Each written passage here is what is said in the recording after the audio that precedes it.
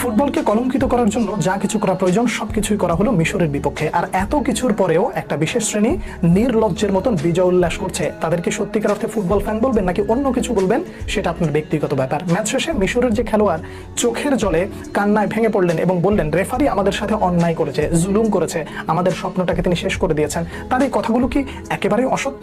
একটু রেকর্ড করার চেষ্টা করি। একই সাথে তিনি একটা কোরআনের আয়াত পড়েছেন, সেটা নিয়ে ভিডিওর শেষ অংশে একটু বলার চেষ্টা করব। প্রথমত, রেফারির যে সিদ্ধান্তটাকে বাংলাদেশের এক শ্রেণীর মানুষ ডিফেন্ড করছেন যে মোহাম্মদ সালাহর এই সিদ্ধান্তটা, অর্থাৎ সালাহকে যেভাবে ট্যাকেল করা হয়েছে ওটা পেনাল্টি ছিল না। পুরো ব্যাপারটাকে শুধুমাত্র এই একটা জায়গায় কুক্ষিগত করলে তো চলবে না, এবং পুরো বিষয়টা ভালো করে মানে পার্ট বাই পার্ট একটু খুলে বলার চেষ্টা করছি, বোঝার চেষ্টা করেন।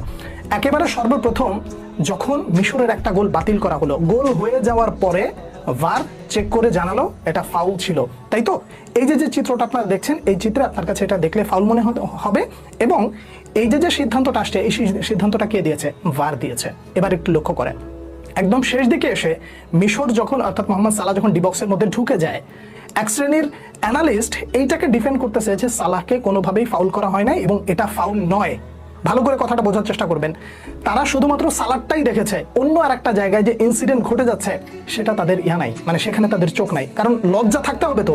নির্লজ্জের মতন যদি এইরকম জয়ের পর উল্লাস করতে পারে, তাহলে ওই লজ্জাটাকে বাদ দিয়ে থুয়ে এই একটা জায়গা নিয়ে তো পড়ে থাকবে, এটাই তো স্বাভাবিক। কেন আমি এই কথাগুলো বললাম? শুনতে তিতা লাগতেছে, লাগাটাই স্বাভাবিক। আমি ধরে নিচ্ছি মোহাম্মদ সালাহর এইটাকে ট্যাকেলটা ফাউল হয় নাই এবং এটা রাইট, কিন্তু ডিবক্সের মধ্যে ম্যাক অ্যালেস্টার যে আরেকজন খেলোয়াড়কে ফেলে দিচ্ছেন, এই জায়গাটা কেন ফাউল ধরা হলো না? এখন কথা হচ্ছে, গোল হয়ে যাওয়ার পর মিশরের একটা জায়গায় একটা সিদ্ধান্তকে ফাউল হিসেবে কনভার্ট করে দেওয়া হলো, আবার একই জায়গায় মোহাম্মদ সালাহকে ফেলে দেওয়া হলো, ওটাও ফাউল হলো না। তার অন্য পাশে ম্যাক অ্যালেস্টার আরেকজনকে ফেলে দিচ্ছেন ধরে টেনে হিচড়ে, সেটাকেও ফাউল ডাকা হলো না। রেফারি এগুলো দেখেন নাই, খুব ভালো কথা দেখেন নাই, কিন্তু ভার কি করেছে? ভার এই সিদ্ধান্তটা কিভাবে এড়িয়ে যায়? এদিকে গোল হলে মানে গোলের পরে আর ভার চেকিং করার প্রয়োজন হয় না, আবার অন্যদিকে যদি গোল হয় তাহলে ভার চেক করার খুব প্রয়োজন হয়। এইটাকে আপনি কি বলবেন? চুরি বলবেন? এই নোংরামিটা আসলে কোন পর্যায়ের নোংরা?